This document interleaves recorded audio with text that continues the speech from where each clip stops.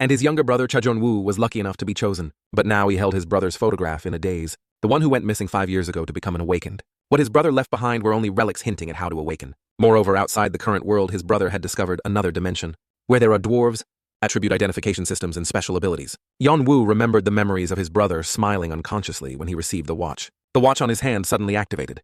Wasn't it broken? Before he could recover from his surprise that the watch was still working, a voice suddenly emanated, sent to him, the one who will continue this journey, making him jump up. When I hold this, I've probably disappeared from the world. He was too surprised to speak. This is not an illusion. But there was nothing in the watch. That familiar voice continued to emanate. I'm sorry. I'm sure you faced many difficulties because of me. I just wanted to find a way to cure Mom. I thought I would be home soon, but in the end, I got swept away. October 9th, 2013. I received a strange message. The content was too bizarre for spam. It didn't mention anything other than, do you want to participate? Usually I would ignore it, but the sight of Mom frail and hospitalized appeared in my mind. I told myself to join, hoping it was true. October 12th, 2013. This is not a dream. I am sure it is real. I know for sure that goblins and dwarves exist. That is the world where orcs and dragons are. At the very center is the sun god's tower. It's rumored that if you pass the obelisk, you will become a god. However, I am only interested in the panacea in the tower called Elixir. October 28th, 2013. I formed a like-minded group and started climbing the tower. However, compared to the real world, this place is no joke. November 9th, 2013. I decided to leave home. I only had to struggle for half a year. That's how I cut off all contact with the real world. December 1st, 2013. My group was named Artia. Artia always ranked first in all aspects. September 7th, 2014. Conquest progress was slower than expected, so it might take a few more years. November 11th, 2014. Conflicts with high-level guilds broke out, hindering the group's conquest progress. May 31st, 2015. We could not reach an agreement. War was about to break out. May 2nd, 2015. The guild alliance facing us collapsed. April 4th, 2016. I fell in love with someone. The sounds enveloped him as if he were immersed in that scene. Images seemed to appear in his subconscious. May 19, 2016. Another battle erupted. January 2nd, 2017. The war still continued. Everyone was tired. July the 6th, 2017. A traitor appeared. Discord within the guild was ignited. Everyone began to suspect each other. July 1st, 2017. My body gradually weakened. I was poisoned. October 30th of 2017. Half of the members left the guild. We kept losing battles. My body was getting weaker. November 1st, 2017. My lover stabbed me in the heart and left. My body began to rot. December 30th, 2017. I miss you, Hyung. February 1st, 2018. I am the only one left in Artia. How did everything turn out like this? May 28th, 2018. I obtained the elixir but could not send it home because I was surrounded by enemies. After that, I learned that there was only one person I could trust, but I couldn't reveal weaknesses to them. That's why I left this message. I know that if you hear it, you will get the elixir and bring it home to Mom Hyung. He clutched the watch in his hand as if he could not imagine how much his little brother had gone through. He caressed the watch to hear that sound again. To you who will continue this journey, I hope someday you will hear these words. Before long night fell, he suddenly awoke when a sound emanated. Confirming power inheritance. A strong stream of energy surged into his body. Energy. This is the power of my brother and those in other worlds. The terrifying power wrapped around him, pulling him strongly. Before his eyes now was the image of his little brother. To my brother who will read this message, the scene of him falling, crying alone. With the knife that stabbed him and his image covered in blood, cutting off those images was that strange sound. Awakening, complete. Inheritance, process, unsuccessful. Please complete the inheritance after your body is perfected. Progress, 5%. Your current state is incomplete. You have been upgraded. Your aptitude has been detected and skills have been automatically added. You can only register your account at Obelisk. Still surprised, a small information board was floating in front of him. Now I understand exactly what happened to my brother. Why he disappeared for 5 years and left this message for me. If it's all true, by joining that world, I swear I'll get revenge on all of you. The anger and pain he had endured for so long seemed to be erupting completely. Is this a status window? This is quite similar to a game. He was curious about this status window and thought that after awakening his body would be perfected, but I feel something is still missing. Wisdom attribute function always active in all situations. You will be immune to mind control or brainwashing. He secretly thought that's not bad at all. He continued reading. Dragon's Eye has the ability to detect truth. You can foresee enemy actions. Cha Yeon-woo said that he met a dragon named Kalatus and made a contract with it on the 11th floor. These are its remnants. The next ability is enhanced senses. Your senses are significantly increased. I think my senses are upgraded and it works very well. His gaze was intently fixed on the last ability, but the last one was even more remarkable. That is the ability to see through. It's all because of you, isn't it? He looked at the watch, his brother's only remaining memento. All right, let the journey begin. He clutched the watch in his hand, like a vow as well as his determination to avenge his brother. He just wanted to find the elixir and disappear quickly, but he was not sure if he could do that. A sound came from his phone. Sergeant, what the hell is your son saying? You don't want to have dinner together anymore, so what's wrong? Are you busy? What if he comes back? Without letting the other person speak further, he immediately said, I am sorry, then quickly hung up. For that reason, I quit my current job. I sold my house, burned my military uniform. I bought a backpack with clothes and extra food, a few knives and a personal first aid kit. Pulling his hat down as if to cover his face, he secretly thought I wanted more guns and some explosives, but if I bought more, I would be questioned by the police, making things more difficult. Walking in the park, he still kept his thoughts clear in his head to stay alert. It seems like it has been a week. Players who start late will have an advantage. According to how late it is, an appropriate test round will be given. If you pass other players, you can accumulate points and also have hidden fragments that players can utilize. That place should appear now. He held the watch in his hand, spinning it skillfully. Suddenly, black smoke began to appear, forming a small vortex. When the smoke dissipated, the door appeared. When the door was slowly opening, his heart was a mess. I swear I will show you what revenge is for daring to touch my brother. From now on, I am Chayon-woo. When the door was fully opened, a dazzling light shone on his face, making him cover it with his hand. A notification appeared. You have entered the 0 floor where the test takes place. Opening his eyes again, it was a path with no end in sight. I have truly arrived. Very similar to what I saw in my memories. The tower is a test. Here players will have the opportunity to become a god. To climb the tower, players must prove that they have enough ability. This is where there will be a guide. But this place has people who harmed his brother. The images of his brother being stabbed once again appeared in his mind. Witnessing it is truly painful. How painful. Wait for me, I will be there soon. His eyes gradually became cold. He sat down and rummaged through his backpack for a white mask that only revealed his eyes and continued his thoughts. To advance to the next floors, I think I should achieve high scores and complete the test well. First, with high scores, I can take the top 1 spot and get more powerful hidden fragments. I need to collect as many valuable things as possible to become stronger. Before starting the war, I need to be brave and stronger. He picked up the mask and put it on his face. Then a blue vortex suddenly appeared above, and a voice echoed from above his head.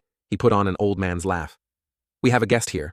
I thought I would not meet you. When he landed, he was constantly vigilant, tightly gripping 2 knives in his hands and carefully defending himself. He babbled on, It's no big deal to my heart, but if you do that, I will be hurt. Let's put the knife aside and talk, bro. Very pleased to meet you. I am the guardian of the 0 floor as well as the guide, Ibel Kara. This is a fated meeting. You should applaud, shouldn't you? He laughed, looking truly mocking. He continued to ask, Do you believe my words? He immediately replied, The guide's advice can be ignored, but it's very good to remember it. He continued babbling. It seems you know who I am. I thought you were shy because you're wearing a mask. You must be quite similar to someone I met before, so we're quite easy to talk to. After a long spiel like that, he finally deigned to explain the test to him. The test is arranged into different levels from A to G. Each level has different environments and different tests. Within a certain period, your score will be determined by how you complete the floors. He asked curiously, What are the benefits of a high score? Without thinking, he continued, The higher your score, the better your reward. I'm sure I've explained this to you already. The strange laughter still didn't stop him from asking the question. How much time do I have? He replied, You will have 1 month. It all depends on you. However, we started last week, what to do and how to start the next round. He was also quite curious because he was a week behind the others. He thought, the leading group, perhaps they have gone as far as possible so far that no one can catch up to them.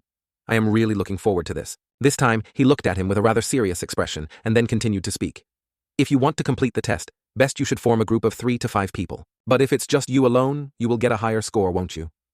He looked at him with glowing eyes and sharp teeth as if he wanted to devour him. The tower is where the player's work is managed. If your contribution is high, your bonus points will be higher, so you don't need to worry. Although he said that he just replied, I understand, and continued to start the engine. He stood solemnly thinking. Usually players will use one of 2 methods. They either trust their abilities too much and die carelessly, or they become useless in a group. Seeing that he seemed ready, he immediately spoke. If you want, I will start immediately. The status window notifications kept popping up. The test on the 0 floor will begin. Content players, those who want to become gods, those who want to conquer the tower. You must prove yourself worthy. Objective, you must achieve a high score within the specified time. You have 549 hours, 37 minutes, 88 seconds left. The numbers on the status window began to count down. He then calmly stepped across the line to start the test. The status bar window continued to pop up, announcing, You have chosen to wear all gear, solve or break all traps. Just as he stepped in, an arrow whizzed past his arm like the wind blood oozing from his arm. His memories had warned him about this type of trap. The location and activation method of these traps were not mentioned, so the warning was not a great help. He advanced forward quickly, bringing his backpack up to block agilely, dodging the arrows that were whizzing towards him. The backpack took the arrows in front, as if at vital points. A few arrows penetrated the backpack but were stopped. He thought, Almost died? Perhaps I should stick to the wall and reduce contact as much as possible. He knew to block himself with his backpack and lean his back against the wall to minimize exposed areas as much as possible. In a moment of carelessness, an arrow whizzed towards his leg. Everything began to fall into chaos. Chayon-woo stood silently in the dark tunnel. A notification appeared reminding him that an intense pain was invading his body. You have been affected by the stun effect. The notification continuously reminded him, The cold-blooded trait has helped you maintain your composure. Stun effect has been removed. You have increased your pain resistance by 1 level. Cha Yan-woo panted as he thought, I know it's dangerous, but I didn't expect it to be this bad. If things keep going like this, I'll go crazy. He clutched the arrow embedded in his body. Then he decisively pulled it out forcefully. Then he trembled, used a flame, and began to treat the wound. The notification continued to remind him, your wound is bleeding severely. Your body is burning. The cold-blooded trait has helped you maintain your composure. The stun effect has been removed. You have developed bleeding resistance. Cha Yan-woo continued to grope his way through the darkness. As he walked, he pondered. When the arrow was shot at me, it was probably already prepared, and there was also a signal, though very weak, still enough to realize I needed to calculate the time precisely. He came up with a solution. Finding a few arrows with the naked eye alone is difficult enough. It's pitch black. I must pay attention to the gears as they move. A perfect moment to realize where the name and trajectory are too. In that brief moment, I must hear the exact sound it makes. He closed his eyes using his enhanced senses. The notifications appeared. Enhanced senses. Skill has been activated. Your hearing has been elevated. Enhanced senses skill has been upgraded to 0.8%. In this dark environment, his enhanced senses began to work. Cha Yan-woo listened to the sounds around him, and at this very moment, he quietly uttered, found it. Cha Yan-woo quickly swung his sword towards where he detected it. The sword plunged into the ceiling. At this moment, the ceiling collapsed, and countless arrows rained down. He smiled, looking at his achievement, then thought, class. He continued to rush forward in the rain of arrows flying from all directions. He realized that depending on how he handled the arrows, the difference in status increased, dodging blue arrows to increase speed. Just then, the notification displayed information confirming his hypothesis. Your dexterity has increased by 1 point. He continued to make a deduction, dodging red arrows to increase strength. The notification sounded again. Your strength has increased by 1 point. At this moment, no longer dodging arrows, Cha Yan-woo held out his arm to catch the yellow arrow flying towards him. Because he guessed correctly, yellow arrows would increase endurance, and the notification confirmed it. Your endurance has increased by 1 point. Yan-woo looked at his information on the notification board. Player Cha Yan-woo traits. Cold-blooded strength 19, agility 19, endurance 14, mana 21, dragon eye 0% enhanced senses 3% long-range vision 0%. Then he thought to himself, the more I accumulate, the easier it will be to succeed with this kind of thing. Is there any other place to grind levels like this? Yan-woo wiped the blood flowing from his chin with his hand, then annoyedly thought, the only thing that bothers me is that I can't increase my mana points. Even so, I still have the opportunity to easily raise the stats I want. Yan-woo's image appeared on the observation screen. Ibelkara crossed his arms and commented, things are getting more and more interesting, aren't they? I don't think I've seen anyone like this before. Strange, the people in Group A are still more attractive to me than the ones in Group E. He laughed with amusement. This guy looks promising. He continued to intently observe him on the screen, then commented, even if he has enough ability, he still has to struggle with that much danger. But if he is smart enough and surpasses the rest. Ibn Kara was delighted and full of anticipation. It seems there are many more fun scenes to come even in this guide session. After saying that, he couldn't help but laugh delightedly. The notification reminded him, you have reached the final point. Yan-woo checked his level from the player status board. Cha Yan-woo traits, cold-blooded strength 29, agility 33, endurance 30, mana 21, dragon eye 0% enhanced senses 3%, long-range vision 0%. He thought except for mana points. Other skills have increased significantly. Achieving such results in 1 day is not bad at all. He suddenly realized that it wasn't just that. At this moment, he re-evaluated himself. His strength, speed, endurance, and destructive power had increased significantly. Yan-woo pushed the door ahead. A notification appeared along with a wave of golden light enveloping him. The healing process for your wounds will begin now. The golden light enveloped Yan-woo's entire body from head to toe. He was surprised, wondering to himself, does it restore stamina? After being healed, he began to feel gradually relaxed and thought that he finally had a place to rest. At that moment, he seemed to fall asleep instantly. He didn't know for how long.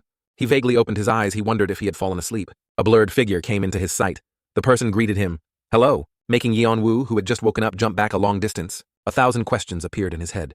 Who is this guy? Surely the enhanced senses skill is still active, so why couldn't I sense his presence? Could it be he tried to probe a merchant? The person joyfully exclaimed, it's a relief that you know who I am. I like you, my brother customer. Allow me to introduce myself. My name is A, just a traveling merchant.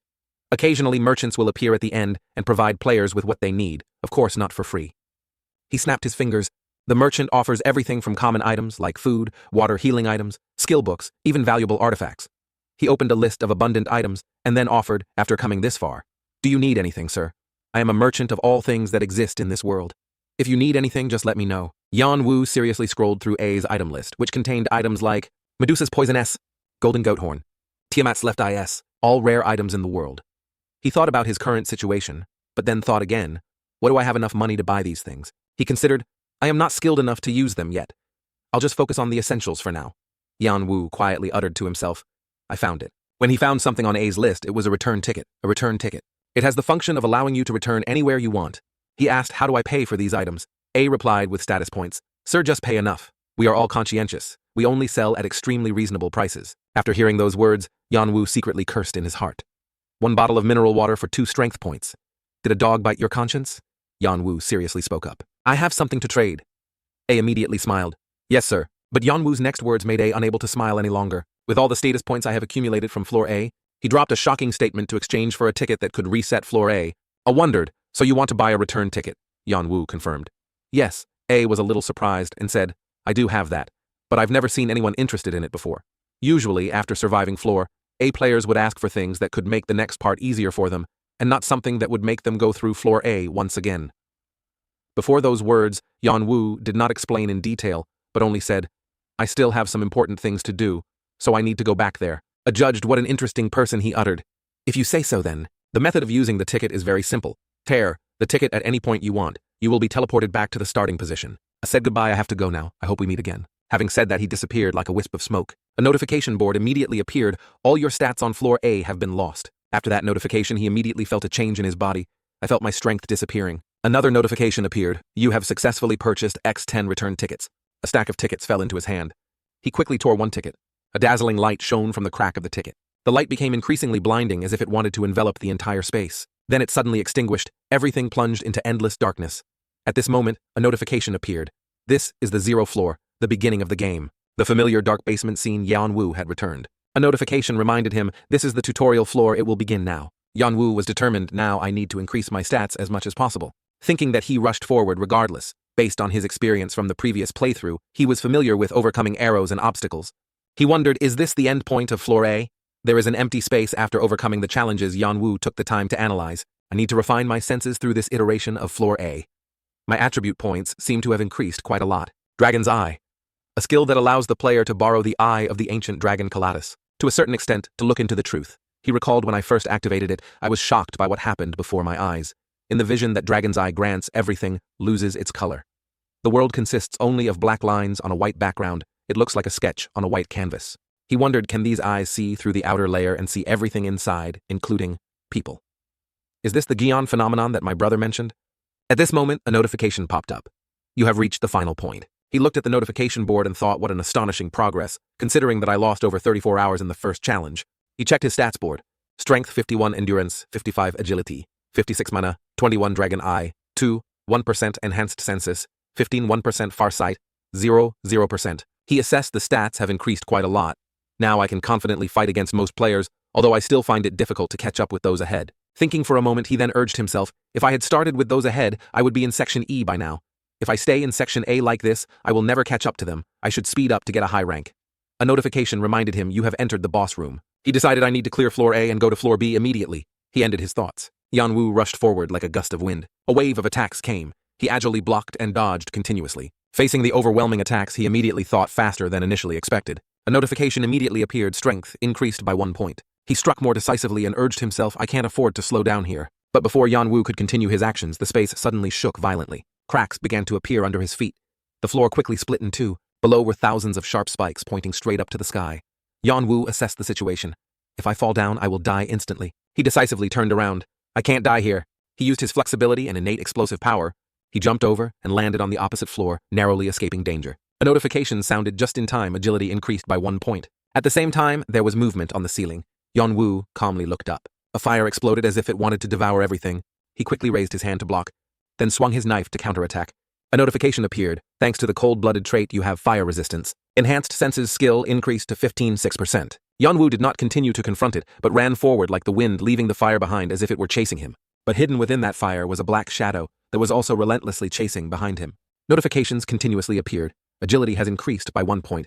Endurance has increased by 1 point. Enhanced senses skill has been increased to 16.9%. Your stats have been upgraded. Your strength has been increased. Suddenly the black shadow punched him painfully in the stomach, making him scream. That punch made him stumble back a few steps, having to brace himself with his hands on the floor to stay upright. In this situation, Yanwu calmly looked closely at the opponent and deduced, this scarecrow feels like it's imitating players. My brother made a specific reference document for this scarecrow. Yanwu recalled his brother's analysis. Copper scarecrow. A scarecrow that mimics the movements and actions of players. It also has the ability to attack within a certain range. The actual bosses of Section A are not just ordinary scarecrows, but there are also 10 copper scarecrows behind them. They copy the actions of players and grasp their movements. Their bodies are as strong as hellstorms. Therefore, we were hindered by them for a long time. There are 2 ways to overcome them. One is to fight, head on. The other is, he murmured to himself, subdue them. He used Dragon's Eye. Immediately everything around him seemed to lose color. Only black and white remained like sketches. And on the copper scarecrow he saw a black spot in the middle of its chest.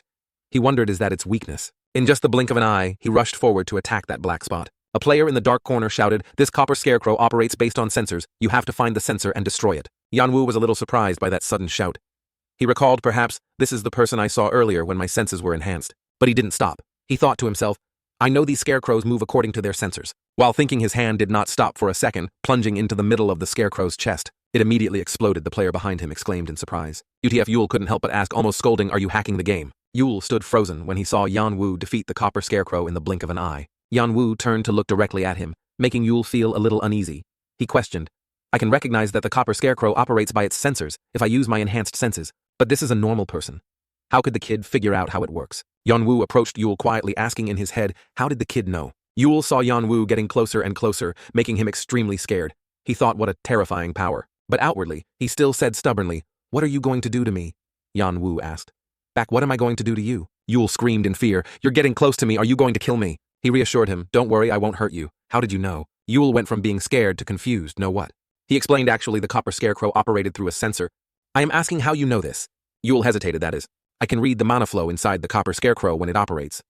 As soon as he finished speaking, he immediately confirmed in his heart, "Just as I thought.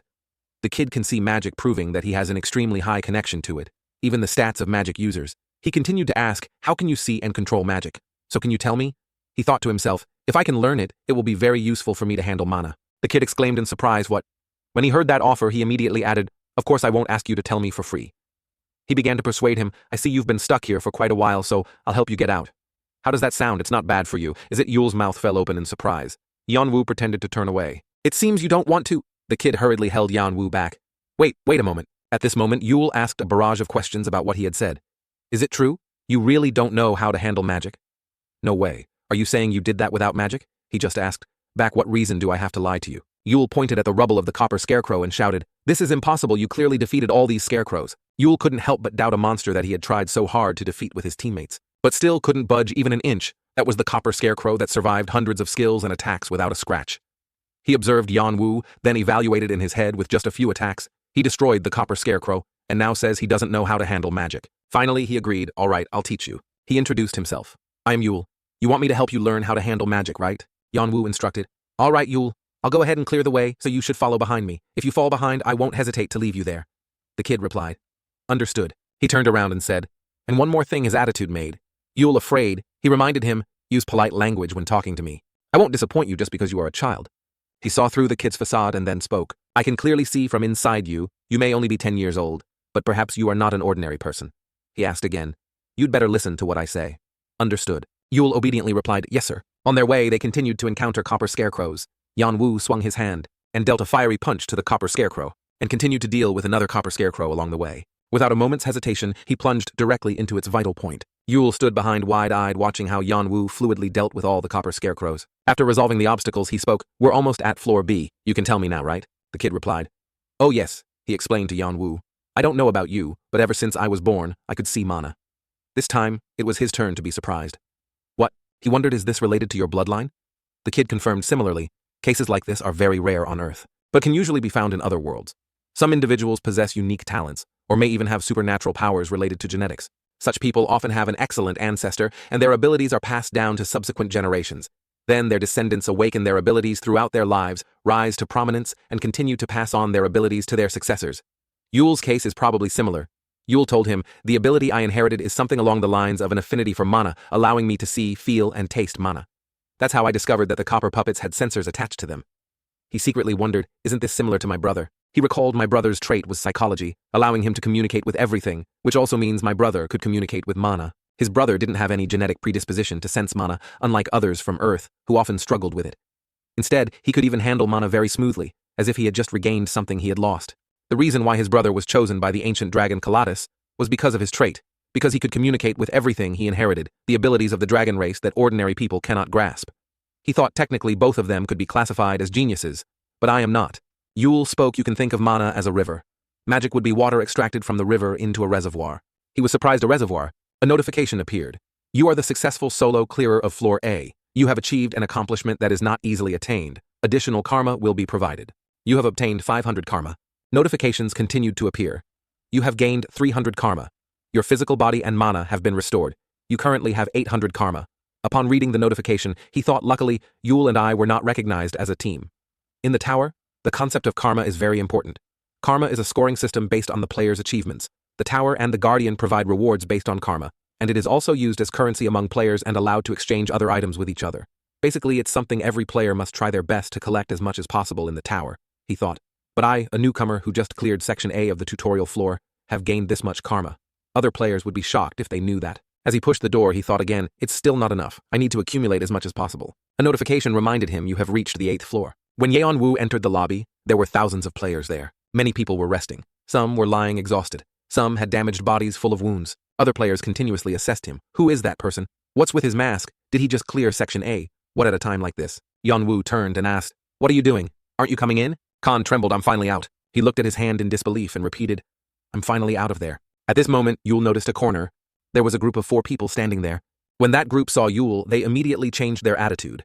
Some even dared not look him in the face and turned away, avoiding him. The kid immediately gritted his teeth in anger. Seeing Yule's strangeness, Yeon Woo asked, are those your teammates? The kid immediately replied, yes, they abandoned me in the boss room. He spoke, come here. I'll tell you. He asked, do you want to tell me about mana flow or something else? Yule began to tell him about that. Yeon Woo sat beside him, listening intently. He thought being able to objectively distinguish between those two things means the kid has great potential to become even stronger. Thanks to Yule, Yeon Woo could get a preliminary understanding of magic and mana, though it was still difficult to understand most of the theory. But as everything started to form in his mind, it allowed him to grasp to a certain extent what his brother had written in his diary. He wondered, I can get a preliminary understanding of what mana is, but if I can't use it, it will be completely useless. I mean, how do I use mana easily or something like that? The kid replied, I don't know how to use it, but I feel very refreshed. I guess. I actually knew how to handle it from the beginning, so it's very difficult to explain how. Yeon Woo was a little surprised, really. So that's how it is, he spoke. Then, I'll continue moving forward here. You wait for the tutorial floor to end, and then come back. Right? Yule replied. What? Oh, yes. He said goodbye. We'll have to part ways here, kid. Then he waved goodbye to the kid. But after a few steps he turned back and called. Hey, Yule. In the basement, a mysterious person talked to Yule's group. I really like your eyes. People like you will definitely do great things. He introduced himself. I am Build. We are called Arangdan. We are in the waiting room of the next floor. If you want to join, come with us. Ken excitedly discussed with his teammates, that means we will join the Arangdan Guild. The teammate immediately replied, if it's indeed Arangdan, it was formed to prevent chaos in the tutorial floor. A faint light from the stone on the ceiling shone down into the basement. Another teammate shouted, if we move, these scarecrows will attack. Ken thought, if things continue like this, I'll be in trouble. How do I get out of here now? He glanced at Yule standing next to him. He hesitated. Yule's ability is only to analyze the flow of magic and mana. The kid won't be much help. Maybe I should leave him here. Then he decided in this case, perhaps that's the right thing to do. Ken grabbed Yule by the collar, startling him. Oh, what are you doing? His response to the kid was that he threw him into the middle of the copper scarecrows. Then he shouted, now run. Yule cried out in anguish from behind, all of you, why are you doing this to me? Yule thought painfully. At first, I even thought you guys were good people. Back in the waiting room, Yule asked, what's wrong? Do we still have something to talk about? Ken stammered, how did you? The kid sharply said, I don't need to tell you how I got out of there right now, do I? He couldn't contain his hatred and dismissed them. I don't know what you plan to say, but please get lost. I don't even want to see you because just looking at you makes me sick. So let's pretend we don't know each other until the time for the tutorial floor ends. I don't have enough strength to do anything to you guys. Do I? Yule looked at the 4 people in front of him and asked, so how the hell are you guys here waiting for me? Ken bowed remorsefully in every possible way. We want to apologize for what happened before, Yule shouted. What nonsense are you talking about? This is meaningless. Ken pleaded what happened at that time. I hope you will keep it a secret, okay? He was almost begging. We are truly sorry. I can't tell you the details, but what happened between us, please don't tell anyone else about this. We beg you. All of them simultaneously pleaded sincerely. Forgive us this time. Yule, please, for the sake of friendship. Think about what we've been through, Yule said disgustedly.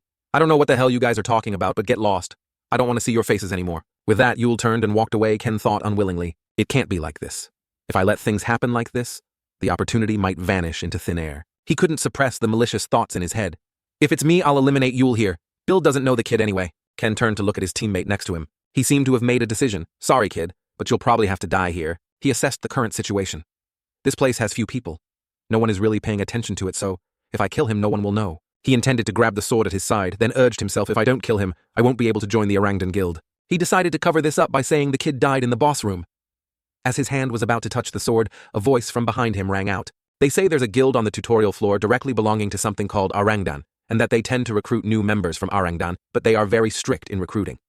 They only want to recruit people who have committed no sins, so you want to kill the kid, right? Ken turned his head in surprise. Just as he turned, Yeonwoo swung a slash straight at his hand. Ken screamed in pain like an animal. Yul was startled by the scream and turned his head. He collapsed to the floor and kept shouting, "My hand, my hand." Yeonwoo thought with a bit of helplessness.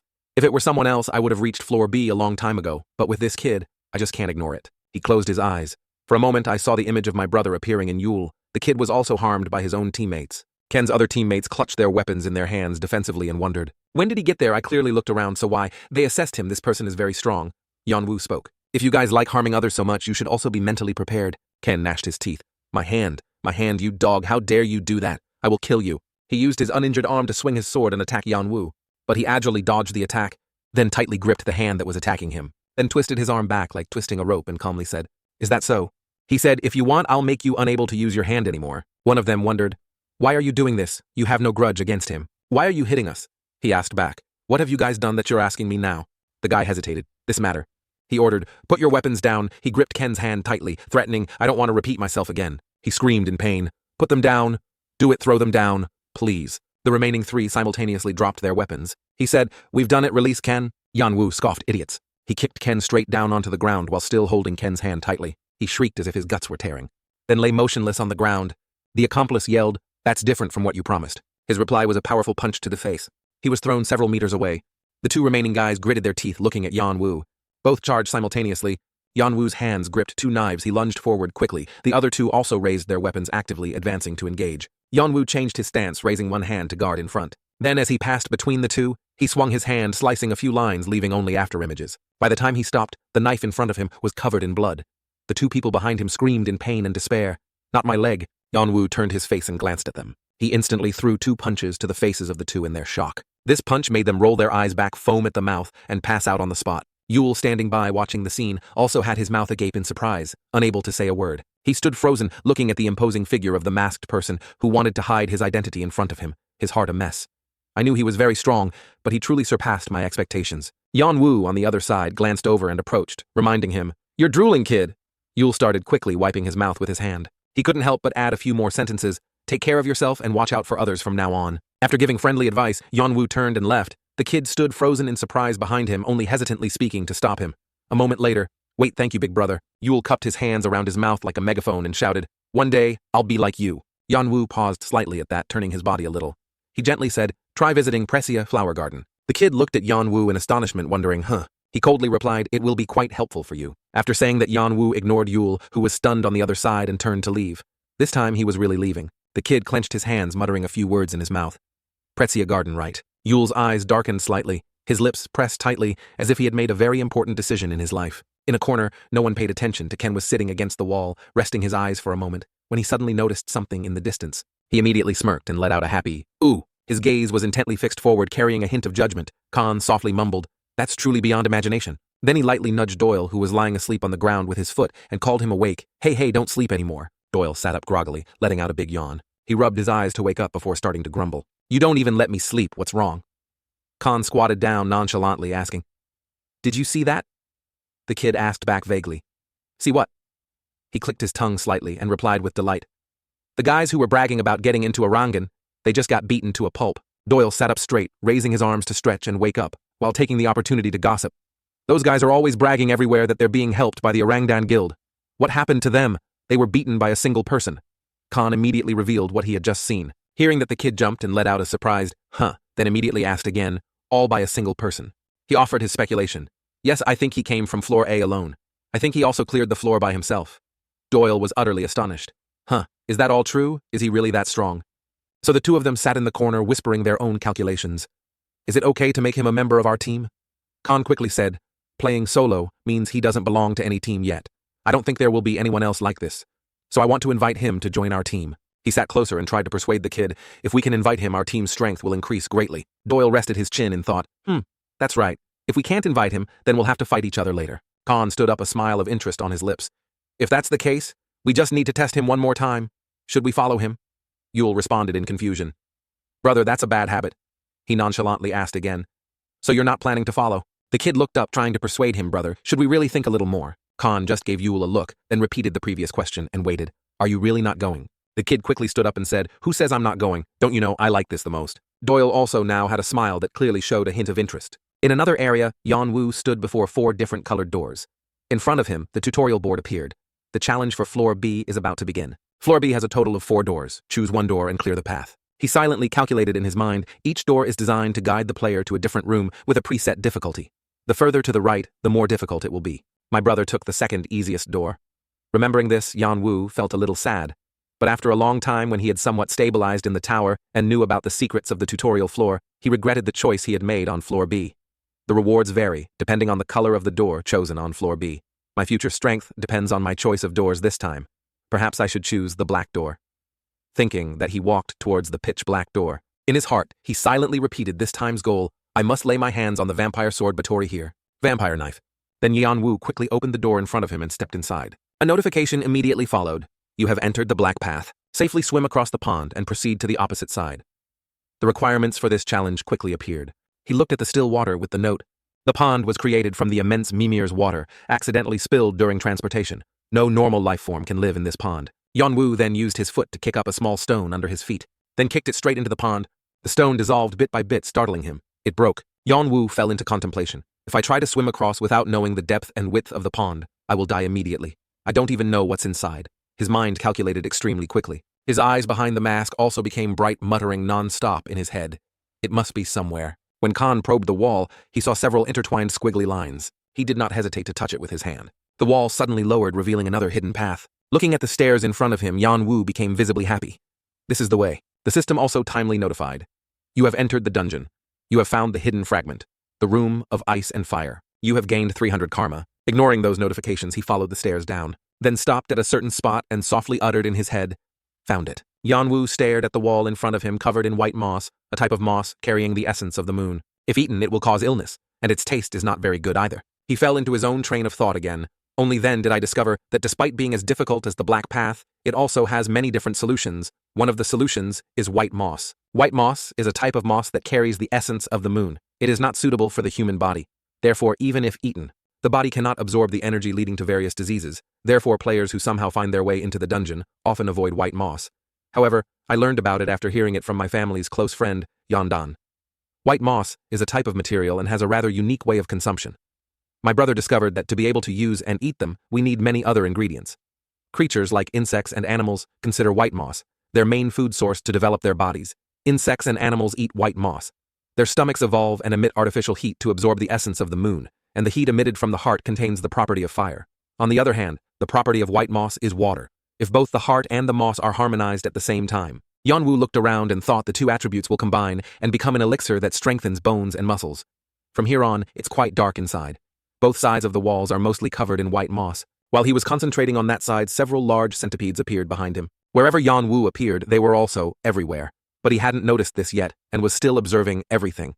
Both sides of the walls here had been eaten clean.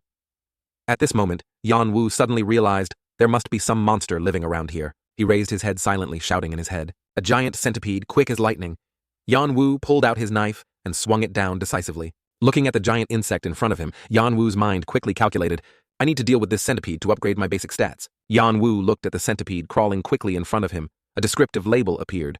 Red centipede. A centipede that relies on white moss as its main food source. Although its eyes have blurred the fact that it lives in a sea cave, its other senses are more developed, sometimes preferring to eat meat instead of regular moss. A notification appeared. Fire monster has appeared. Hidden mission. Ice and fire. The room of ice and fire is filled with white moss-eating monsters. If they leave the dungeon, the outside ecosystem could be disturbed. Hunt as many monsters as possible. Its two sharp fangs moved continuously with its body's movements. Then that centipede pounced on him. Yanwu did not stand still and wait to die, but quickly lunged forward. Then took the opportunity to change the direction of his knife, slashing its belly, but ultimately causing it no significant wounds. His eyes narrowed slightly, muttering to himself, It's too hard. Normal attacks won't harm it. Its biological shell is too tough. Yanwu held two knives forward, ready to defend a slight unease in his heart. The dagger he had just thrown luckily pierced its skin, but it was too shallow. That wasn't enough to weaken it. There's a huge difference between clearing traps and dealing with monsters. I just need to find a reasonable strategy. After all, life is just life, and that also applies to monsters. Perhaps it has some weakness. Yanwu softly muttered Dragon's Eye. His eyes suddenly glowed, his normal eye color also changed to dazzling gold. The centipede stood up halfway. Its X-ray-like eyes scanned through its interior. A black spot appeared in the chest area. He immediately shouted, "There it is!" Yanwu stared intently at the giant centipede crawling on the ceiling of the cave. He silently calculated, "I need to find the right time to stab it, and the opportunity has come." It once again charged towards Yanwu. He dodged its path, then quickly turned and pinned it down. Right at its weak point, he raised his knife high, then stabbed down with force. After that, he used both hands to press the knife deeper into its body. But when it had penetrated, he was surprised to discover an inner shell. The centipede in pain immediately whipped its tail towards him. Yanwu agilely dodged the attack, but was still too slow and was sent flying into the wall. The system quickly displayed, "Terrible pain invades your body. You have been affected by stun." He screamed in agony and spat out a mouthful of blood. A notification immediately followed. "You have serious internal injuries. You have been affected by shock. Red centipede bodily fluid has permeated your body. You have been affected by poisoning." Yanwu sat against the wall examining his injuries.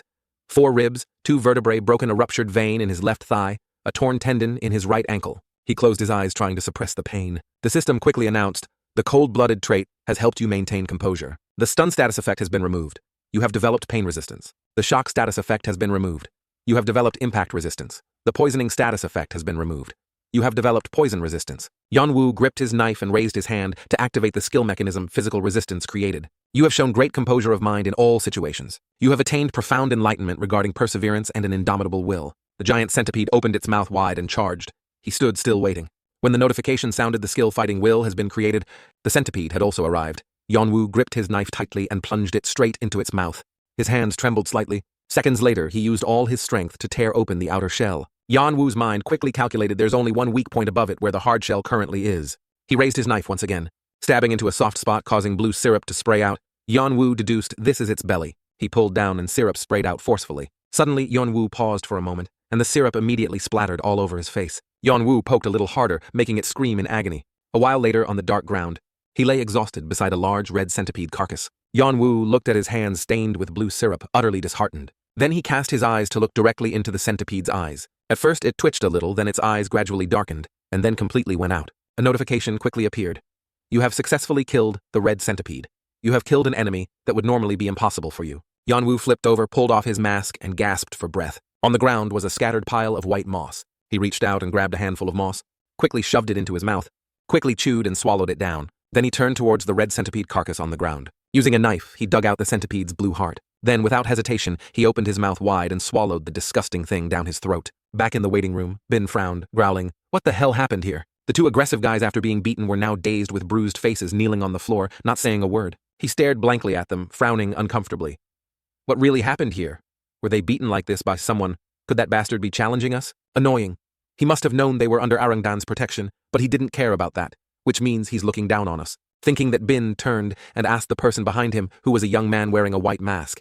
That person pondered for a moment and replied, "Yes, that's right." He rested his chin in thought, wearing a mask, huh? Seconds later, Bin turned his foot in another direction. He left quickly, silently calculating in his heart, "I think I'll find and hunt that guy right now." Bin's eyes narrowed, showing a profound expression. A notification appeared. "You have successfully killed the red centipede. You have killed an enemy that would normally be impossible for you. Additional karma will be provided. The heart of the red ogong has been eaten in conjunction with white moss. The heart shows its consumption effects. Your joints are being remade and becoming harder. Muscles are firmer and skin is smoother. Your physique is improving little by little. Number of monsters hunted 1. You have obtained a hidden fragment, the Heart of Fire and the Badge of Frost." Yanwu sat leaning against a corner, resting after having just gone through the battle with the red centipede, then let out a sigh of relief. He thought, "I somehow did it. I managed to obtain the Heart of Fire and the Badge of Frost." Yanwu opened the system panel, silently, thinking, "I heard that the stronger the body becomes, the faster it recovers when tired. That's a relief." Current stats are Strength 60, Agility 65, Endurance 62, Mana 21, Dragon's Eye 3, 1%, Enhanced Senses 17, 8%, Farsight 0%, Physical Resistance 7, 2%, Fighting, Will 3, 2%. He looked at his stats on the system panel, muttering, "I didn't expect to gain more stat points from killing the red ogong than from defeating the boss room. Low magic power is the only vulnerability I have. But what can I do about it?" Yanwu thought to himself. "I need to figure out how to sense mana as soon as possible. The problem is how. But I'm also quite happy that my stats have increased quite significantly." An image of a dragon appeared. He muttered, "This isn't the only problem. The power of the dragon. Kaladas is great, but there will be many situations where mana will be useful." Yanwu stroked the information panel, thinking that will definitely happen as long as I continue to climb higher. He thought to himself, physical resistance will be effective against external impacts. Physical resistance rank, E proficiency, 72%. When activated, resistance to physical attacks increases, and some high resistance to a range of status effects will be invoked. Physical resistance will be effective against external impacts. It will minimize the impact from an attack and also reduce pain. Yanwu recalled himself fighting the red centipede, praising himself. I really have to thank my cold-blooded trait. Otherwise, I would have died just now. He admitted, however, the pain cannot be reduced much. I feel the pain is still intense, even though it has been reduced, but in battles, this skill will truly help me immensely to defeat opponents. Yanwu thought poisoning, burning, freezing, panic, dizziness, hallucinations, and curses are the biggest obstacles in raids. But if I can avoid all of that, it will create a huge advantage. His hand brushed, thinking. Now the most notable skill is probably Fighting Will. Fighting Will rank D plus proficiency 2%. Thanks to perseverance and indomitable will, you burn with fighting spirit regardless of the circumstances. While focusing on combat, thought acceleration allows for quick decision-making. This is the most important thing. Yanwu lamented that was truly a dire situation, a feather hanging by a thread to be able to make a calm judgment. Besides, this skill can also be used in many different ways. It's fortunate to have this skill, otherwise I would have been killed by Ogong. The corner of his mouth unconsciously curved up, he thought to himself. But honestly, this skill evaluation is not too bad.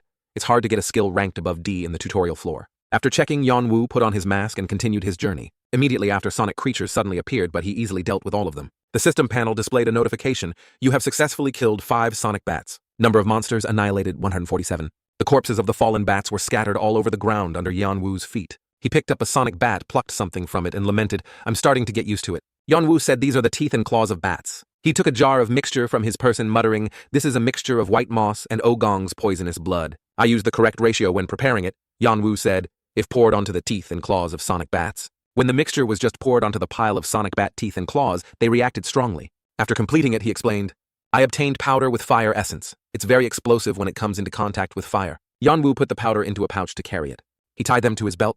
Yanwu's eyes focused on something, thinking next before him was an entire colony of ants. Next to them were many giant ant eggs. Green Ant Legion.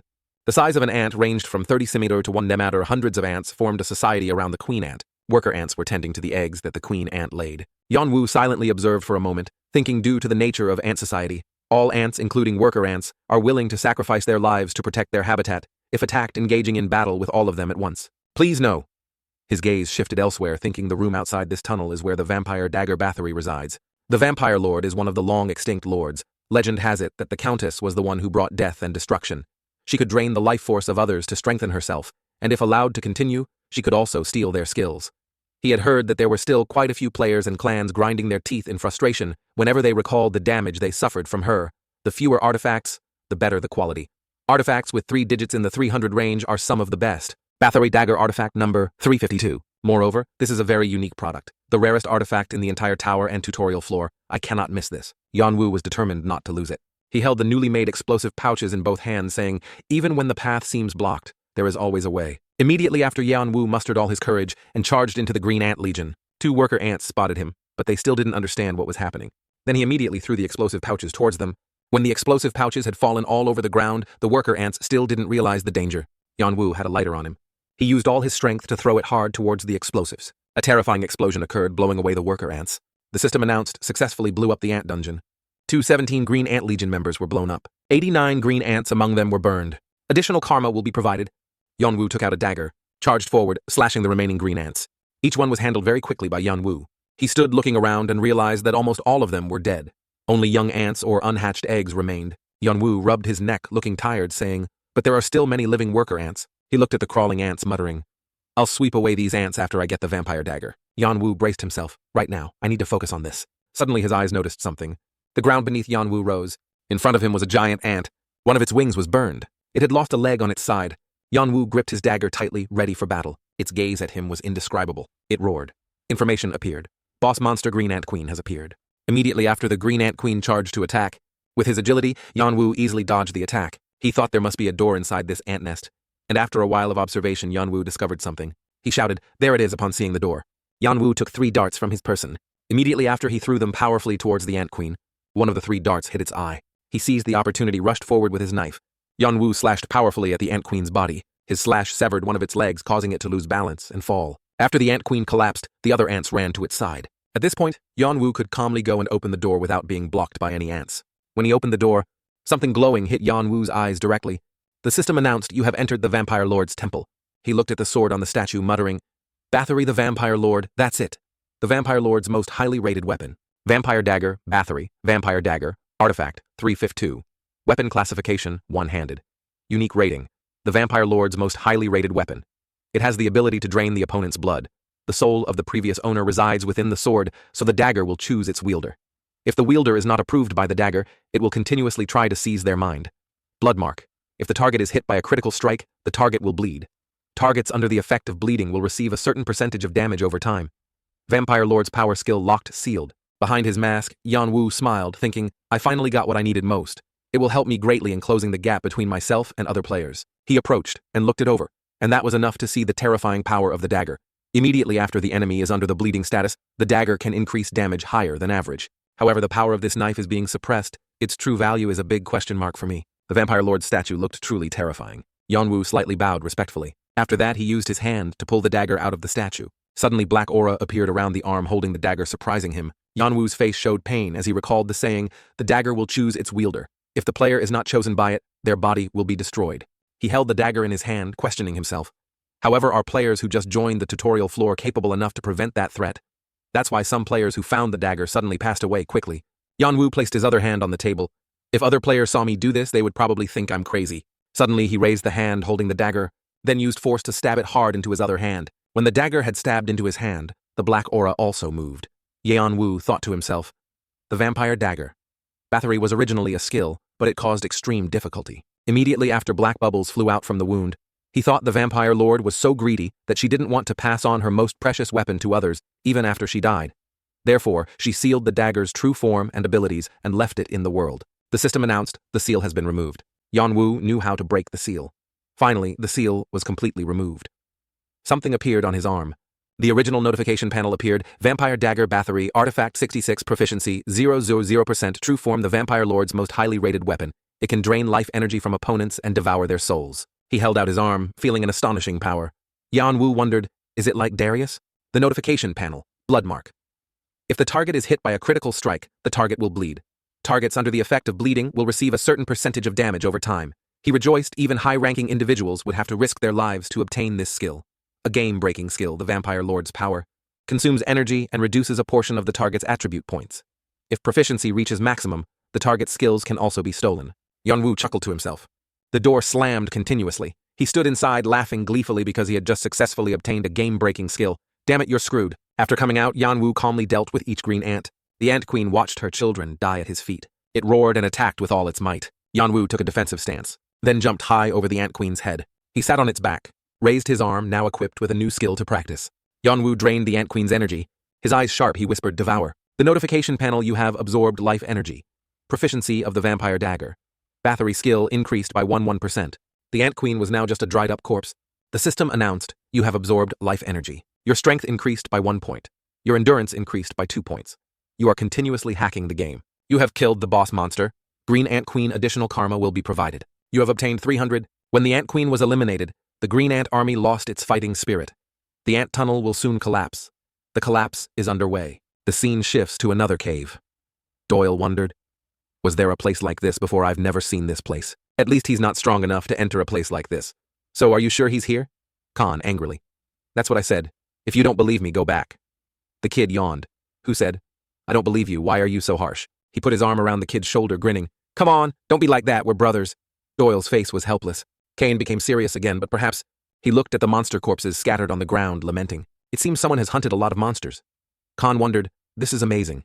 Is he really that strong? The monsters here don't look weak at all. The kid had to admit, it's funny to say this, but just by looking at the traces, the ones inside this dungeon couldn't be weak. Perhaps because he's too strong. Suddenly Doyle's eyes shifted, noticing something. He called out loudly, Young! He replied, I know this is no longer a joke. Seeing the dried corpses of the green ants, Khan wondered, where did he find this? When we searched, there was no sign of this, and this dungeon too. Meanwhile, Doyle was in disbelief at what was before his eyes. Then he silently thought, not only did he solo floor A, but he probably has some overpowered skill. The system announced, you have killed a brown-colored salamander. After draining its life energy, it fell, becoming just a dried corpse. The display showed the number of monsters hunted, 1,000.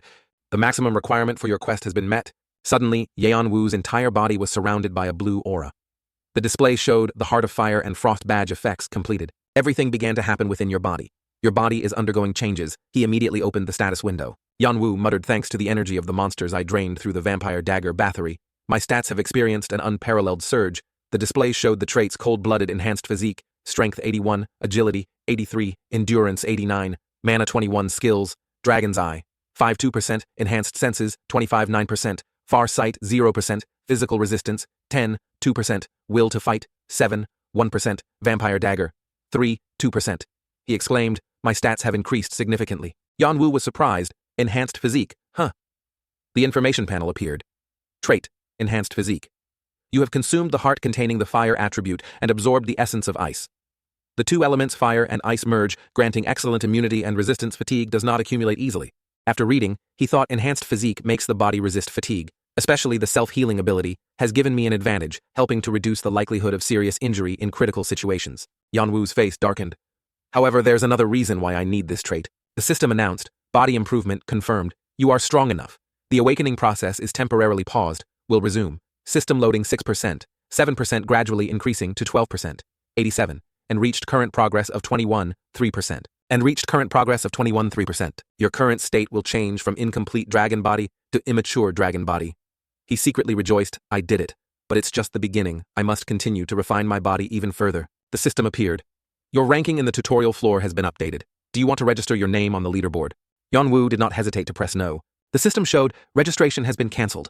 He thought, I prefer it this way because I don't want my name on the leaderboard and draw more attention from the guilds. Yanwu checked the board and saw he was in position 281. He wondered, I'm very happy to be on the leaderboard, but why such a huge gap? Yanwu mumbled, perhaps the top 10 opponents are better than I predicted. At this rate, everything will go to waste. I'll have to speed up a lot. He startled, someone's here. Yanwu felt two people behind him. When did they start following me? He pulled out his dagger on guard, wondering, who are they? It's very possible it's the Orangdan guys seeking revenge. Suddenly, Yanwu saw a shadow appear. He immediately threw the knife hard towards that person. Doyle had no idea what was happening, panicked. Luckily, Khan pulled him, dodging the knife. Doyle fell hard to the ground, yelling, oh my god! He lunged out, hitting the knife away. When the knife fell, Yanwu was in a ready stance. Khan angrily roared, what the hell are you doing? He didn't answer, coldly asking Orangdan, right? The other guy wondered, what do you mean by Orangdan? Yanwu questioned. Then why are you two following me? Khan ignored the question, yelling, what the hell are you doing? He said if someone was following you, and you didn't know their intentions, you would do the same as me. As soon as he finished speaking, the two of them fell silent. Then they both bowed their heads.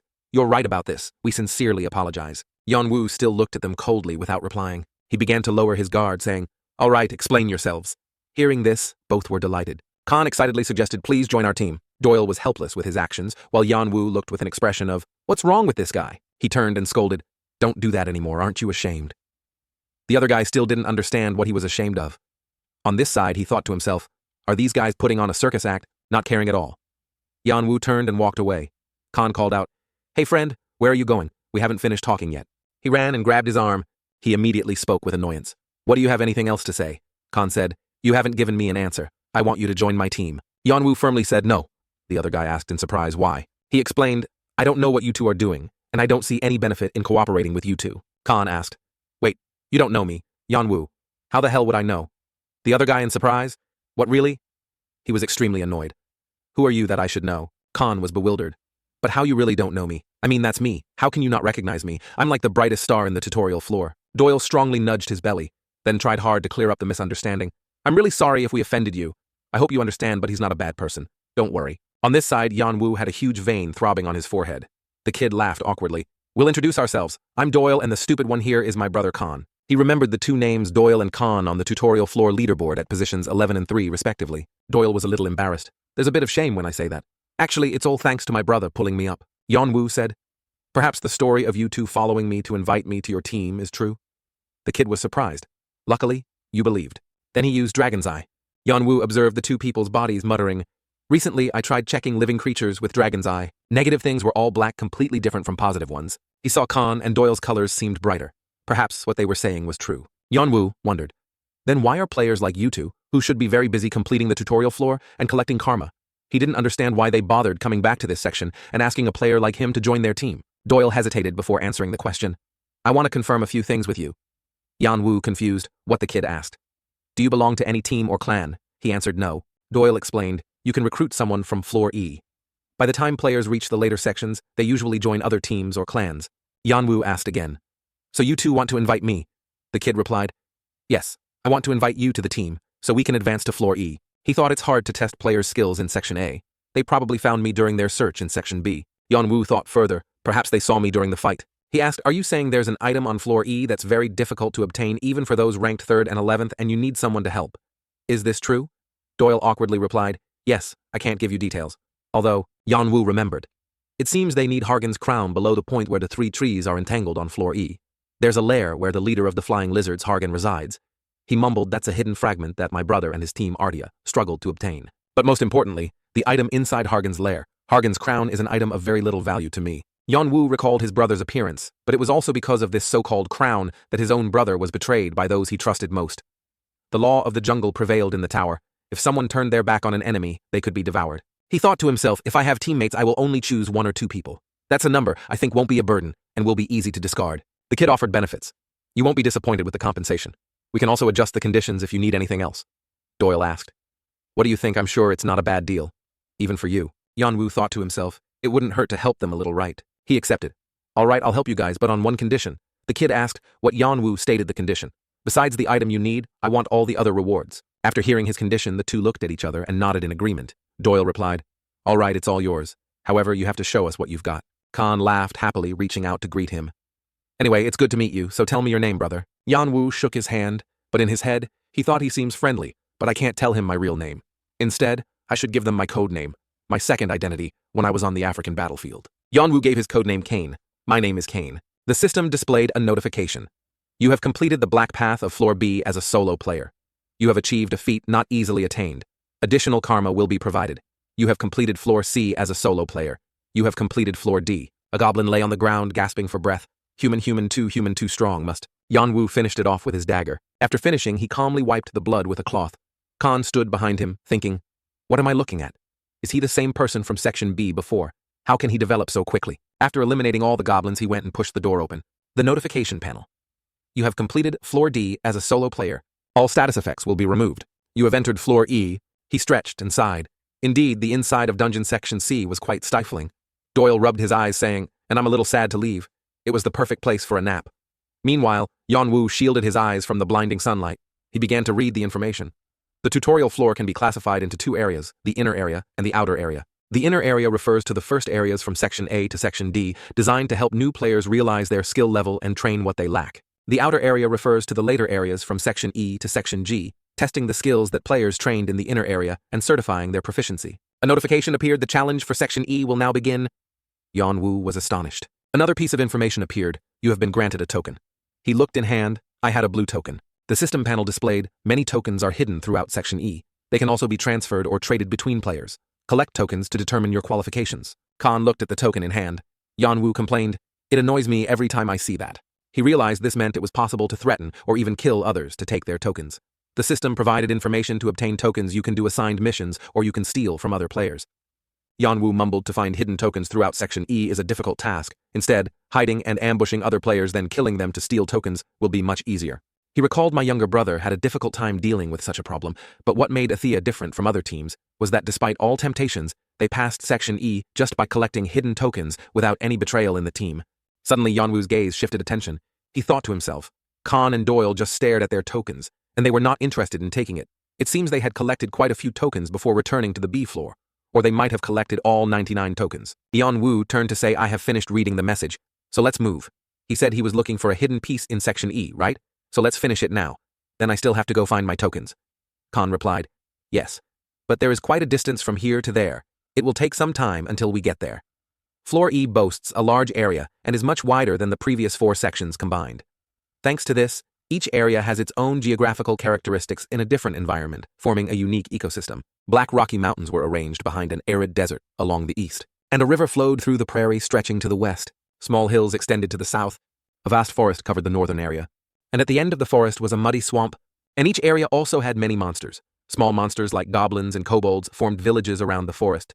They shared food there, forming a population. But larger monsters like trolls and ogres lived deep in the forest. Lizardmen, Sangong, and orc settlements were once seen in the northern swamp, the eastern desert, and the western prairie. The challenge is to search for tokens while dealing with monsters and protecting your tokens from players. These are even more dangerous than these monsters. Both are important, and now we are heading towards the northern swamp. In the armory, the reply echoed. Yes, Bin asked in astonishment. You said he went with Khan and Doyle. Why are those two with him and in Section E? The soldier bowed. I apologize, sir, but we have not yet confirmed the exact events. I have only just received notification that they are heading north of the forest. He frowned and shouted, so why am I only hearing about this now? He equivocated. The reports came from an earlier section, so we thought it was not important. Bin slammed the table hard and loudly shouted, so what does that mean? Have they teamed up? The soldier panicked. I am afraid of our assumption. He gnashed his teeth, thinking, so he has someone behind him, Khan Doyle, those filthy people. Bin unable to swallow his anger. Thought to himself, they must have recruited the masked guy, even though they knew he had caused trouble with Arangdan. This is clearly causing war with Arangdan, or even with Wado with a disdainful attitude. He ordered, go to where he is, gather all members. The soldier replied, all of them are currently waiting outside. Bin said we will proceed to his location as soon as possible. Scene change. A burning bonfire crackled. Yanwu was sitting next to it thinking, since joining this strange game I probably haven't had a moment to rest, let alone masturbate. He looked up at the sky. Thankfully. It's a twin constellation, not a single star, I thought to myself. I went through a lot of hardships to get to this floor. Time passes so quickly. Yanwu's eyes suddenly focused on something. He looked at the sleeping Khan, muttering, what an interesting duo. What is their relationship? I am sure they are not brothers. Then I looked at Doyle. Day after day those two always faced so many dangers, but it is certain that they treat each other like blood brothers. Yanwu exclaimed truly, Admirable Doyle has intelligence while Khan is strong in combat. Khan occasionally revealed a glimpse of his excellent swordsmanship. It was powerful, sharp and fierce. It seemed to achieve a balance between magnificence and practicality. As for the boy, I remarked, Doyle is also like that. The boy always has dull and sleepy eyes, but sometimes the boy shows a sharp look, and then the boy shows his keen and flexible judgment. Yanwu said the teamwork the duo displayed was like two perfectly meshed gears. It was nothing short of impressive. It looked like they had learned or practiced before, but they had developed a certain kind of connection that instinctively told them what the next action would be. I admired those two who were very willing to trust each other. This relationship could never happen without mutual trust. Perhaps that is how it is. Yanwu thought to himself, a truly admirable relationship. I can't understand why they decided to join this game. In his eyes containing a flame, he was certain that they would always be together. Yanwu was happy. It's good that they can still be together to support each other. Suddenly, he remembered something. Looking at them made me think of my younger brother. The fire of hatred swelled in my heart. Yanwu thought I tried not to think about it, but looking at them, I felt I had to avenge my brother quickly. Suddenly, something caught his attention. Yanwu wondered, why are you awake? You still have a little time before your turn. He stretched and replied, how can I sleep if it's too noisy around here? Doyle yawned broadly and asked, how long do you plan to leave them like that? Khan replied, I plan to eliminate them when they get closer. I apologize for letting them wake you up. He smiled kindly and said, it's okay. I also want to move my body a bit, because lately I rarely participate in a battle. Suddenly both Doyle's eyes and tone changed, asking brother, I wonder if you think they know we're here. He started to stretch and wondered, is there a problem? Then he drew the sword from his side. Khan got into a ready stance and spoke. More important than them. They are enemies pointing swords at us. He swung his sword hard into the bushes, blood splattered, dyeing it red. A desperate scream rang out. A soldier fell to the ground. The rest of the group panicked, shouting, damn it, how did they notice us here split up? It's more dangerous if we huddle together. Khan had no intention of sparing anyone. His sharp eyes quickly darted forward. He swung his sword gently past each one, scolding, I've got eyes, you fools? Yanwu was surprised when the insects appeared from nowhere. He extended his arm. The insects immediately followed orders. Looking at Doyle, controlling the insects with an unusually cold demeanor, he secretly praised, is that an insect taming skill? That's a pretty strong skill, kid. The soldiers covered in insects screamed, damn it, damn insects, get away from me, get out. The quiet forest now only echoed with painful screams. Suddenly he discovered something. Two men were preparing to ambush Yanwu. Doyle scoffed, those idiots, out of all options they chose the worst, utterly foolish. As they approached him from behind, he thought to himself, these fools, one strike and their lives are over, brothers. 1 minute of silence. It's very likely that other groups are plundering on this E-floor. They truly enjoy this dirty work. Under the guise of taking tokens, they steal players' wealth items and other things. Afterward, the items are divided among the group members themselves to significantly increase combat power. If lucky enough, they even obtain a few skill books. Tokens can be sold to top-ranked players at a very high price. Additionally, there are a few places that require slaves. They buy from workers or slaves to prostitutes livestock and even human specimens for experimental purposes. They use human bodies for many dark purposes, so they don't have to worry about where to sell prisoners. Of course, who wouldn't want to make money from such a lucrative business? Also, I am a teammate of top-ranked players Khan and Doyle. The pierced man raised a dagger, approaching step by step. No one knew how many tokens they were holding, or the items that the two top-ranked players asked them to keep. He used all his strength to stab Yanwu from behind. Unexpectedly, the pierced man's stab only hit a log. He didn't understand what the hell happened. Someone yelled, boss, but I had already sent him to meet his ancestors. The whole group panicked. What the hell is he, boss? Two fearless men charged forward, yelling loudly, you son of a bitch, go to hell. Yanwu calmly assumed a stance. The two were quickly dealt with by him. Only shouts of painful screams remained. Another tried to resist. Yanwu gently dodged the attack, then delivered a blow from under the neck upwards. Blood splattered along the cutting path. The remaining men screamed in fear, "Mother, run fast." His eyes were sharp and cold. On the ground, only dry corpses remained as Yeonwoo drained their energy, counting a total of 21 people. He marveled. 81 tokens. Perhaps this hunt wasn't bad. Doyle was astonished. That's amazing. This is the first time I've seen someone earn tokens as fast as you. He said all these 81 tokens must have been stolen from other players. More than 1,000 people have been here searching for tokens and fighting them. 81 is a small number compared to 1,000. Yeonwoo spoke. But that can only be because they are hyenas. Most players with 10 tokens or less are robbers killing them. Is right. Doyle agreed. That's right. Section E has a winner. Takes all hierarchy. The minority of strong players will take tokens from the majority of weak players. Weak players have no other choice but to give up their tokens to survive. Even if they compensate for the loss, they will eventually be stolen from again. No matter what they do, the strong only need to sit still and pile up tokens at a dizzying speed. On the other hand, tokens are used to exchange karma points. Therefore, the weak can only give up or accept the fate of being hunted. That's why there is quite a large gap between high-ranked players and other players, he exclaimed. Anyway, collect as many tokens as possible. We will use them to earn karma points, as well as buy items from mysterious merchants. Doyle suddenly asked casually. By the way, can you take all those tokens? I heard him and was confused. You are suggesting that we did not pay you before we made the agreement. Should I think of it as a payment? Yeonwoo gently said. You two also need karma. Doyle laughed loudly. Are you worried about us? We already have enough for ourselves, so that is really fine. He appreciated. Then thank you both with all my sincerity. Yeonwoo put the bag into his backpack, thinking this was easier than expected. He mumbled, if I try a bit more, I can move to Section F. Of course, I wouldn't actually do that. There is nothing hot in Section F that helps collect more karma. Section E is almost the last place I can collect in large quantities. Yeonwoo sat thinking furthermore that thing will also appear here, that which will significantly increase my magic power, then I can complete the succession process. He thought once I kill the lizard man leader, I will go kill that thing. In the sky, 2 moons lay close together. They prepared firewood to restart the fire. Khan said, the monsters ahead are extremely dangerous. I think we should be careful. Yeonwoo thought to himself, I need to speed up. Suddenly he saw something. Yeonwoo silently watched Doyle using his skill to control the insects. He asked them to gather the fire. I was astonished, impressive kid. He said, I call it flamel. They will self-immolate to defend themselves when they encounter enemies or when I control them. Doyle asked. You seem quite surprised, Yeonwoo thought to himself. Can this be called magic? It was already light, and everyone continued fighting. This time I was fighting with a giant lizard monster. After a period of fighting, the ground was covered with monster corpses. Khan, seeing Yeonwoo using a knife to cut off their heads, wondered what else do you want to loot from them? I replied, their eyeballs. Lizardman eyeballs are a very useful item for creating certain items. Yeonwoo said it was an artifact named after a giant believed to have hundreds of arms and thousands of eyes. I need their eyes to create the artifact. Jay's eyes. Doyle was surprised to see something.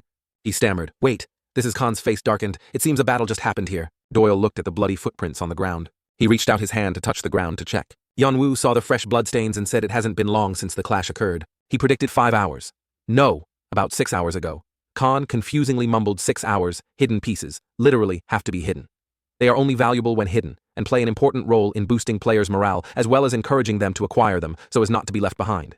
He anxiously asked, did these people succeed so hidden pieces in the tutorial floor never appear again in the same round once they are found and acquired by players? Additionally, there is something else they want to obtain by using the crown, which is an essential element for 2 people who are plotting something quite big. Therefore, the interference of other players is not good news. Yeonwoo coldly replied, there are only traces of entry, but no traces of people leaving here. And it's clear that those who came here did not find Hargan's lair.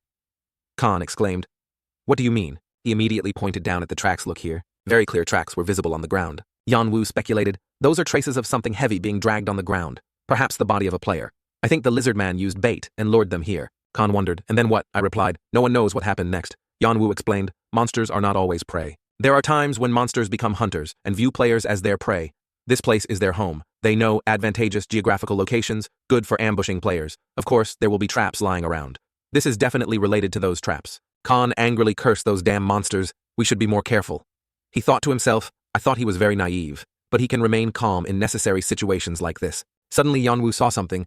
I saw Doyle was very angry about what the monsters had caused. Doyle unexpectedly saw Yeonwoo looking at him.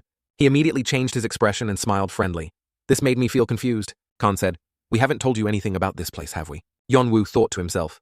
Until now, I have pretended not to know, so now I must continue to pretend. Besides, I want to see how much they know about Hargan's lair and what plans they have in mind. Khan said, this place is called Hargan's lair. I feigned ignorance. Lair, you mean? He replied. Yes. Do you remember the lizard man we dealt with on the way here? Hargan is one of its leaders, the one who rules a king like Hargan, and this is where Hargan resides. Yeonwoo marveled. It seems Hargan is very strong. Khan agreed. Certainly we two probably can't kill it either. I wondered even with me, the game hacker. He hesitated. I'm not sure about that, but it will still be very difficult. Additionally, there is a female in this lair. This one is even stronger than the male. Khan affirmed one thing is certain. No matter how hard we try, the three of us cannot kill both bosses. We will die in vain. Yanwu asked, so what is our plan? He replied without hesitation, theft. Khan explained, the male is outside the lair, and the female is inside. While I deal with the male, you will distract the female. Then Doyle will take the crown from its head. We will coordinate smoothly and easily. Yanwu continued to ask, and then what he said, we will run away from here. As I said, the female is ridiculously strong. You cannot kill it by yourself. Yanwu replied, understood. He mumbled, I have completed my mission on the African battlefield. Yanwu recalled old memories. This is no different from that. The only difference is, I used to be a simple soldier controlled by orders from superiors, but now I am like a mercenary controlled by money. Khan shouted loudly, let's begin. The system panel appeared. You have entered the battlefield. You have found the hidden piece Hargan's lair. You have gained 500 karma. They walked over and saw 4 monsters guarding the front of the lair. One of them whistled an alarm. Humans, there are humans here. His party also got into a ready stance. Suddenly a blue leg appeared. Suddenly the system announced, hidden boss monster, lizardman leader Hargan has appeared. It roared, humans, you dare to enter my lair, you must die. You cannot escape me, son. The system displayed hidden quest lizardman leader in section E. There are 5 leaders ruling in the forest. Hargan is the leader of the lizardmen, the one who possesses the northern swamp. Defeat all chiefs and kill the lizardman leader. Reward Hargan's crown. Blue scale scimitar ownership of Hargan's lair. The hidden boss charged, yelling to be continued. Yanwu, hearing its roar, thought to himself, what kind of monster is this? It roared with the fear I felt when I was first brought to the battlefield in Africa. The boiling tension made my right hand holding the dagger soaked with sweat. Yanwu mumbled the monster with incredibly terrifying power. His sharp eyes were confident, but now I have enough ability. Looking into those eyes, the hidden boss was astonished. But then it regained its composure. Immediately after the hidden boss picked up its sword, it quickly charged, yelling loudly, I will kill you, human. It was then that Khan charged out, astonishing him. He parried its attack, causing the slash to slide to the ground. The hidden boss roared, human, get out of my way, you are just a small fry. Khan sneered. I'm sorry, but I am not the me of yesterday. Before he could finish speaking, it swung its sword at Khan, but he quickly dodged. It saw that its expression displeased. The hidden boss even slashed its own soldiers, but still missed Khan. Humiliated to the point of madness, roaring loudly, don't dodge and face me. A soldier, seeing the leader losing composure, spoke up. Please calm down, sir! Seizing the opportunity, Yanwu and Doyle snuck inside. He worried about him, kept looking out of the cave entrance to check on his brother's situation. Inside there were still monsters guarding, but they were just crippled soldiers. I threw a dagger, one into each of their heads. Doyle was incredibly surprised by Yanwu's dagger-throwing ability. Suddenly both heard a voice, that is a human. They looked over and saw countless human bones and many living people trapped behind iron bars. Looking at the ground, there were bloodied bones, some remains after the monsters had feasted on humans. The trapped people screamed, save me, please, please, save me, save me. I thought to myself, limbs severed from bodies, faces showing expressions of extreme pain they had endured. Flesh fragments and bloodstains scattered everywhere. It was a completely barbaric scene. There were also others bound with chains and locked in cages like pets. One person in the cage yelled, save me, you stupid punk with spiky hair, save me. Yanwu thought indeed whether on Earth or here everything is the same. Is there any difference in how humans treat pigs and cows and how they treat humans? He turned and said, the female lizardmen can appear at any time. I will go find her, so you should hide somewhere. Then he saw Doyle's expression. There was something very strange. He spoke, calling brother. Doyle seemed to lose his composure and asked, are you angry? Yanwu was confused. Angry. He replied, yes, angry. How can you be so calm after seeing this? Looking at that expression, I thought to myself, that's right, the kid is just a child. Or did I kick his mother in there just to die by myself? Doyle questioned, you are also a human, a person who cannot be human. If they are not angry about this, then why are you so calm? Yanwu said, but if we save them, Khan will be in danger. The answer silenced him. He reminded him, don't forget Khan is still fighting Hargan outside. He cannot last long, fighting Hargan alone, and the longer we stay here, the more danger Khan faces. Yanwu Doyle. Keep calm and think about priorities. But if you still want to act on your own, I will immediately quit this job. You two might die just because you let emotions cloud your judgment. After hearing this, he fell silent in contemplation. I also silently watched how this kid would make a decision. Doyle hesitated for a very long time. Then he used his own hand to slap his face to wake himself up. Doyle regained confidence, admitting, I'm sorry, I was thoughtless. He stepped forward saying, let's get back to the main task. Khan is still waiting for us outside. Yanwu thought, wait. He looked down at the pile of bones on the ground, thinking Hargan's reason for making a human farm is to feed their offspring. I should use that to my advantage. Yanwu spoke. Wait. Doyle didn't understand what was happening. I asked for his opinion. I just had a good idea. Can I modify our plan a little? Yanwu said if things go smoothly, we can also save the people trapped here. Hearing this, his eyes lit up with joy. He proposed, I need you to use your skills, and I need more fire to cook the eggs. Tarragon's large staff struck the lizardman hard. The powerful blow sent the lizardman flying into the wall. Targon angrily shouted, human, how dare you enter my lair? It held a large staff in its hand, its red skin, and extremely fierce eyes. The Targan feared my children. Perhaps they came for my children. It pointed at the lizardman, ordering you protect my children. Even if you die, you must protect my children. Suddenly, Yanwu spoke, drawing Targan's attention. Hey, female lizardman. I remained calm, looking at it. Then Yanwu held up a bag and asked Targan, do you like fireworks? It heard that and panicked. What do you mean? Without hesitation, Yanwu threw the bag towards Targan's children, catching it off guard. Targan angrily shrieked, What the hell are you doing? It quickly ran and used its staff to block the bag. But the next thing was what surprised it the most. Yanwu thought to himself that was the powder made from the monsters I hunted in the ice and fire room.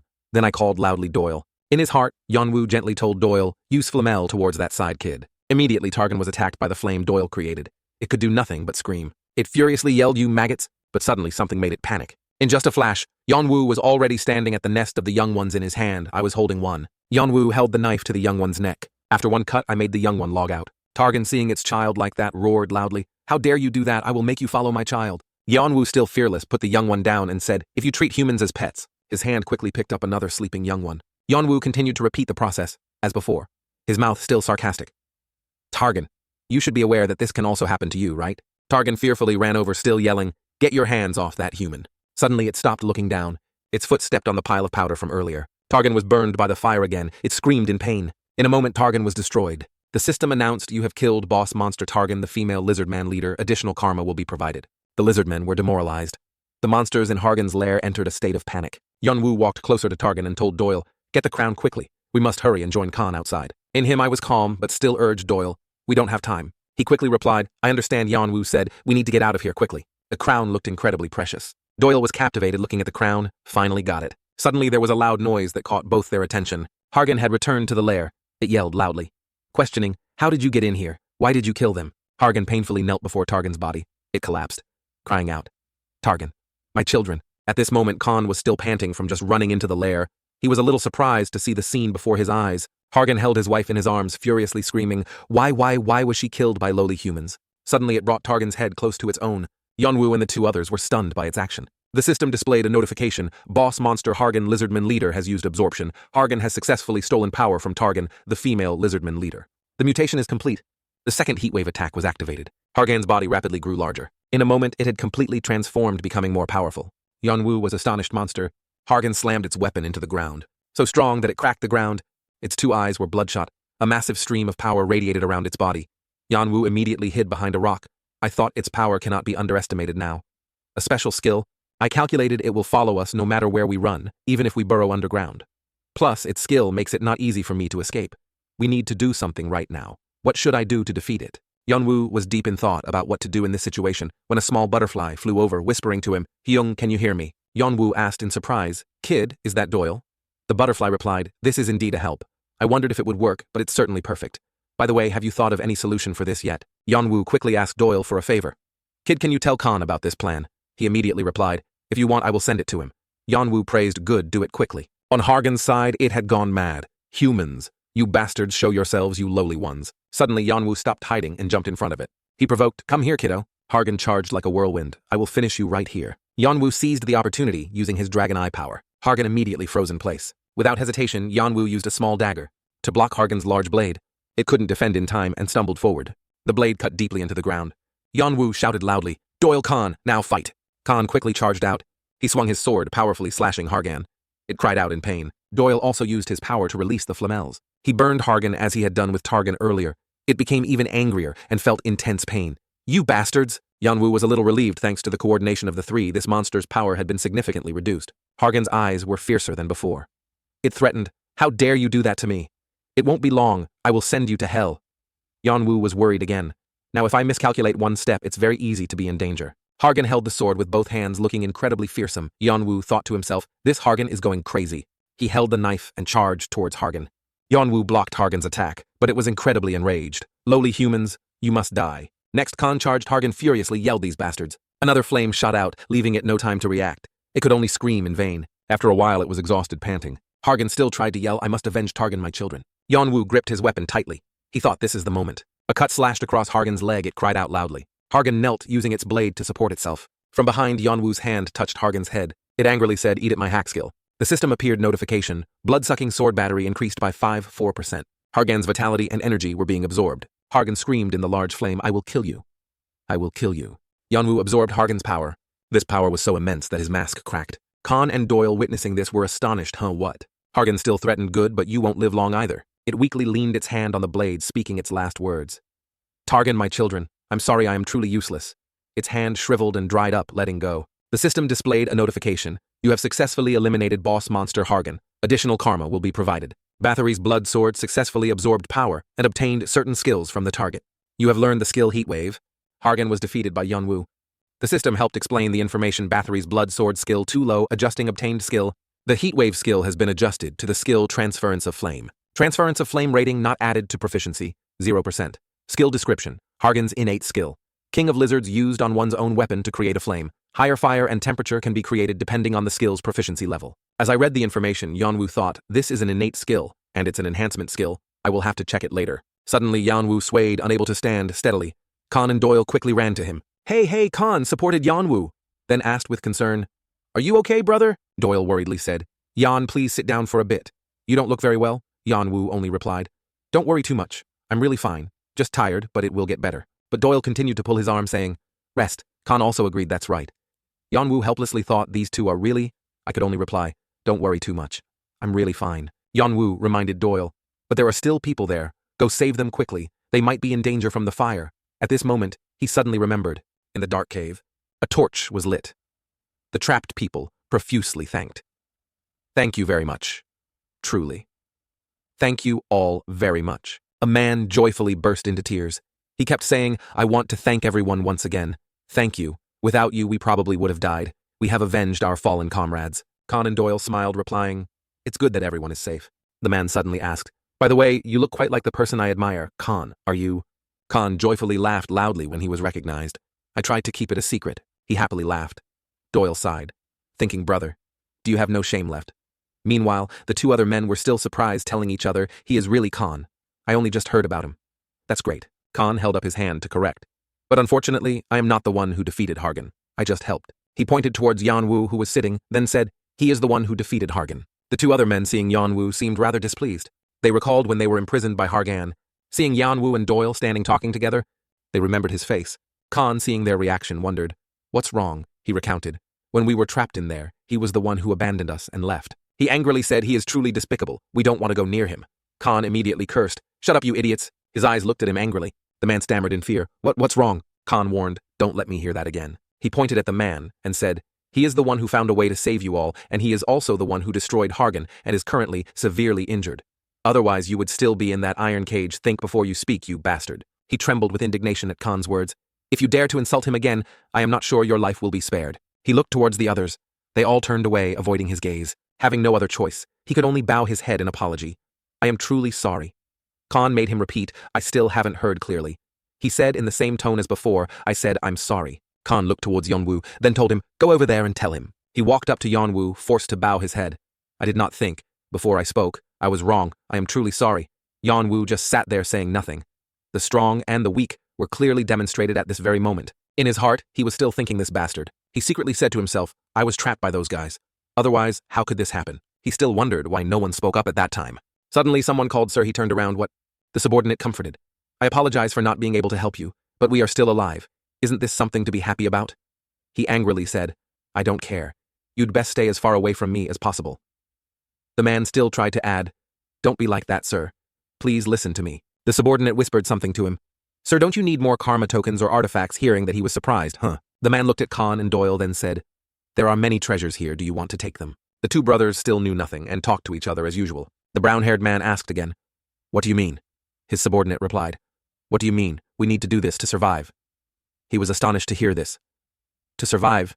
You want to kill the people who saved us? He still disagreed with the subordinate. We will not kill anyone. How can we fight them? Fighting them is like self-destruction, but the subordinate still tried to persuade. And then what? The man gave a reason. The monsters took all our things, and now we have nothing on us. I mean, now if we go out there, we'll just rob everyone, right? The man continued. So let's steal enough to survive independently, and then we'll escape. The brown-haired man still worried. What if we get caught? They will kill us. The subordinate tried to sway him again. We are likely to die whether we steal the artifact or not. However, he still hesitated. But if we do it my way, the chances of survival will be higher. The subordinate smiled sinisterly and said, one of your friends has the characteristic of being quick-handed. He is capable of taking the things we want. What do you think, my boss? After a moment of contemplation, he also smiled and said, "Let's play." At this moment, Khan was talking with Yeonwoo. Khan said, "Doyle and I will take Hargan's crown as promised, right? I think this is when we need it." Khan asked, "Do you have any opinion on this?" Yeonwoo calmly replied, "Okay, everyone can take it." Khan happily leaned close to Yeonwoo, joking, "Thank you, brother, I knew you were a good person." Yeonwoo coldly said, "Stop joking," but Khan continued to joke with him. "What a shy person." Khan happily told his brother Doyle, "Go ahead and take it." Looking at them, Yeonwoo secretly thought, "These fools." I closed my eyes telling myself, "But they are all really good people." Yeonwoo turned to look at something. I looked at the sword stuck in the ground. Meanwhile, Khan still spoke. "Everything in here belongs to you, as we promised." The system displayed information, large blue greatsword. Classified as a two-handed weapon rating, D+ description. Hargan's favorite weapon, King of Lizards. The weapon is filled with fire elements. It is a highly durable weapon that destroys everything it touches. However, the weapon's weight is quite large, so the weapon will not move without enough muscle strength. Yeonwoo was not interested in it. This weapon truly does not suit me at all. Next is the ownership of Hargan's lair. You have rights to all objects and resources in this lair. 1 is Hargan's crown. 2 is the war cry axe. 3 are 3 hard crystals and many other things. Yeonwoo was quite satisfied. Perhaps these items will become useful for me later. Karshuna's dagger, classified as a one-handed weapon rating, D- description. A dagger used by another unnamed player throughout his life, made from common materials, but the blade became hard because the player's will still remained in it. Weapon damage will increase, depending on the player's proficiency. Finally, there was something that interested him, at least among them something worth using. Yeonwoo, holding the knife, thought, even if they are scrap, I can sell them for a high price. Suddenly he looked up. Doyle saw that and wondered, "Is something wrong?" Hyung Yeonwoo. "There is something approaching here, really strange." Suddenly a voice spoke, "You will get a stiff neck if you keep looking at me like that." Doyle looked curious without blinking. A blue circle appeared on the ceiling. Inside the circle, a voice said, "I was seen. I was planning a surprise for you, brother." What a strange player. It turned out to be Ai. He happily greeted Yeonwoo. "Hello, I came to visit you." Doyle wondered to Yeonwoo, "Do you know that mysterious merchant?" I only replied with 2 words, "a little." These words made I a bit sad. "Hey brother, you disappoint me. You and I were so close. How could you forget so quickly?" I also greeted both Khan and Doyle. "Oh, and it's good to see you two again." Khan Doyle. "The last time we met was probably when we bought tickets to another floor." Right, Khan just indifferently replied, "I still remember the time I bought tickets to another floor with points. I felt so ashamed." Khan secretly mused. To befriend a mysterious merchant is very simple. You just need to be among the top 10 strongest players or be acknowledged by him. He looked at Yeonwoo, then guessed it seems he is one of the recognized ones. It was Ai's turn to wonder. "By the way, do you mind sharing how you saw me?" I was very confident in my hiding ability. Yeonwoo coldly replied, "It would be foolish if I didn't notice you when you were staring at me like that." I looked sad. "I understand. You won't say it." Without beating around the bush, Yeonwoo went straight to the point. "The ownership of this lair, I will take 150 tokens. Hearing that I intended to bargain down, "Oh my, you're bargaining with me too, you know those top players." But before he could finish his sentence, Yeonwoo increased the price, 160 tokens. I was astonished. "No way." Yeonwoo immediately added money, 180. AI forced a smile, "Too expensive," then offered a higher price, 200. I looked calm, but in his heart I must have been in turmoil. "You think you can sell it to us at that price?" Yeonwoo didn't hesitate and raised the price again, 300. "If you don't buy it, I will blow up the lair, and I bet there are a lot of magic stones here, right?" Yeonwoo slowly said, "These magic stones seem to be very much needed by merchants like you, right?" I awkwardly negotiated. "Magic stones seem to be very easy to find here." Yeonwoo continued, making I speechless. "And I don't think you can find pure stones over 70. I guess I have to blow them all up." In his heart, Yeonwoo was also pondering, magic stones are a basic means of storing and providing mana. It is similar to electrical conductors on Earth. Stones with high purity will sell for higher prices. That is why hidden merchants pay attention to Hargan's lair. Of course I can mine them myself, but the higher the purity, the more complex the mining process becomes. The harder something is, the more valuable it is. That is the law of this world. My younger brother also found this meaningless after learning the secret. I still tried to bargain. However, 300 tokens are too expensive for that. He was immediately cut off by Yeonwoo, 400. Yeonwoo told himself, "If I wanted I wouldn't sell, but I really need time to earn tokens." At this point I didn't dare to bargain anymore and just begged, "Okay, stop. I will pay. Stop raising the price. I don't want my heart to break anymore." Yeonwoo then said, "Good, I will sell it for 405 tokens. 5 tokens for my wasted time." I collapsed. This is the first time I've been saved so completely. The system notified Yeonwoo. "You have sold the blue greatsword and the ownership of Hargan's lair. You have received 405 tokens. Total, 698 tokens. I slumped his face, complaining, "I was tricked. I have nothing left." Only the 2 brothers Khan and Doyle were still astonished. Yeonwoo turned to the sullen Io, "And one more thing." I questioned, "What else do you want from me?" Yeonwoo gently replied, "It seems I bullied you a bit too much anyway. I have something I need to buy." He said I also forgot about this. Hearing that I's face brightened considerably. "What is it?" Yeonwoo pointed to his mask. You see, it's been destroyed. I need something similar. I immediately turned his face away as if he wanted to scold Yanwu fiercely. But I still introduced T. I have something like that exchanged for 4 of your status points. Yanwu immediately replied, of course. I was annoyed again. Yanwu said to himself, like that, couldn't you speak more gently? Yanwu indifferently said, it's not that important to me. The flame of anger had ignited. Then he snapped his fingers and said, I will give you a more special mask than a regular mask, okay? And next time, if you bully me again, I won't play with you anymore. The system provided information. Face of the White Ghost, classified as a mask rating. E+ description. A mask with many souls inside. Using it creates an eerie atmosphere, allowing the player to hide their presence, not easy to remove if damaged. Just use another soul to replace it. Yanwu quickly changed his mask, and I was also preparing to leave. The mask fit perfectly on his face. Yanwu thought with satisfaction, oh, I rate this mask quite highly. A mask with self-healing ability is truly suitable for me. A notification appeared. You have the face of the White Ghost. Before I left, Yanwu still added one more word. Thank you very much, I calmly replied. You're welcome, it's my job. I then told Yanwu, by the way. I wondered when you set the price for the magic stones. It seemed you knew something. Did you know what was going on inside here? I wondered when you set the price for the magic stones. It seemed you knew something. Did you know what was going on inside here? Only Yanwu remained standing there. He thought magic stones are basic materials for crafting high-grade items, and the quantity is very low. However, despite being sold at an exorbitant price, that merchant still bought them. He guessed this means that the demand for use and crafting of these magic stones is very high. The number of players is fixed, therefore there is only one reason for this. There is only one reason to mass-produce weapons, that is a bloody war seems about to break out. Yanwu thought to himself they can form a temporary alliance, but peace will not exist among this pack of wolves. Suddenly Khan walked over and asked Yanwu, what will you do next? Yanwu asked in confusion. Do what? Khan explained. I want to know about your next schedule. What is your plan? Will you collect enough tokens to go to floor F? Yanwu didn't answer immediately but thought, first, I should check the current ranking. I have reached 52nd place. Yanwu secretly marveled. My rank has changed rapidly. I still have something more important to do. That is to destroy this next boss. I need its power to continue advancing. I need to get there as fast as possible. Then he replied to Khan, I want to go straight to floor F. Khan happily asked, then do you want? But stopped due to Yanwu's next sentence, but I still have something to deal with. Khan asked again, a private matter to do. Yanwu replied, yes. Khan's face darkened, but Doyle still happily asked, brother, do you want to join my team? Yanwu was surprised by Doyle's words. Join you guys. Doyle immediately replied, yes, until the tutorial floor ends. Doyle added another sentence. No, even when we enter the tower. Yanwu asked again, with you two? Doyle explained. Actually, Khan and I have talked about this many times. He excitedly said, you and we are really compatible. Perhaps all 3 of us should cooperate. I believe we will become the strongest team. Doyle repeated the offer once more. I hope you will join my team. But Yanwu shook his head, refusing. No, I can't. Doyle sadly asked May. I ask you why. Yanwu only replied. As I said, I still have something to do. Doyle wondered. But you can still join after that is dealt with, right? Yanwu also added another reason he doesn't like forming teams because he is not very comfortable with being tied down. Doyle could only give up. So that's it. I understand. Khan comforted him. We can't force him, kid. Everyone has their own preferences, and this will happen often when we enter the tower, so cheer up. Okay? Khan asked Yanwu again.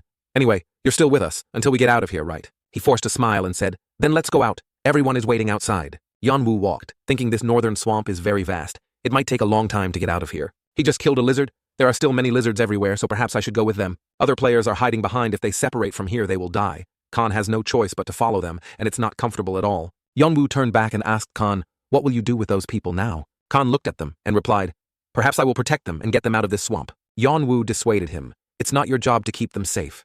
Khan was angry to hear Yanwu say this. I have a human heart. How can I leave them in this place? But Yanwu had a different thought. There's something strange about them. Their attitude is too unusual compared to what I thought. Not to mention there are many monsters here too. I really don't want to stay here any longer. Suddenly, a cloaked man approached Doyle and asked, can you give me some food? Seeing that, Yanwu became even more uneasy. Another thing is that kid is too good to them. Without much thought, Doyle immediately gave him food. Here, take some food. Thank you. Yanwu secretly smiled. Easier to get than I thought. This kid is so trusting. Alone, I silently observed. My thoughts must be right. I need to keep an eye on these guys. The sky was clear and blue. The man who had asked Doyle for food earlier now gave that food to the red-haired man. He handed it over and said, here's the stuff. I got it from the kid. The red-haired man smiled and replied, good. He thought his plan seemed to be progressing quite well. If they are discovered, they will kill this guy first and I will still be safe as usual. He smiled sinisterly.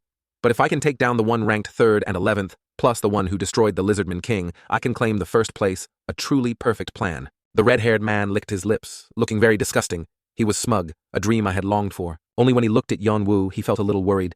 But sometimes I felt that under that white mask, cold eyes were watching me. That was truly worrying. A pair of eyes that saw everything. Could there be a power hidden within that I could not foresee? Another man walked up and said, "Khan, my friend is not feeling well." His voice was heavy, asking, "Can we slow down? We are very tired." Next, a few more men cried out, "I won't move anymore, I can't. I have nothing with me. If I keep going, we will just be food for the monsters." They started to throw tantrums. "If so, I'd rather sit here all day."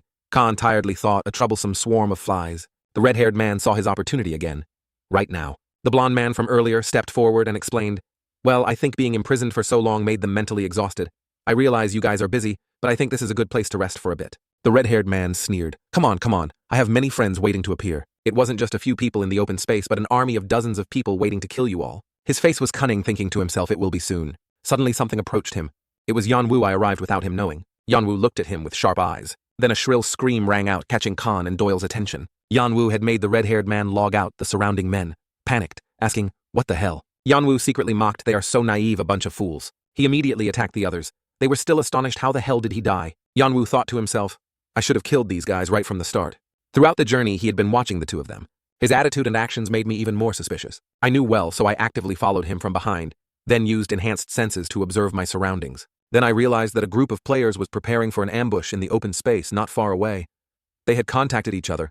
These bastards must be aiming for the items we have. Yanwu chased the others. They ran wildly while he still thought to himself, I should deal with these guys as quickly as possible. Suddenly Khan blocked Yanwu and asked, "Hey, what the hell are you doing?" Yanwu scolded, "Stop acting like an idiot and look around, Khan."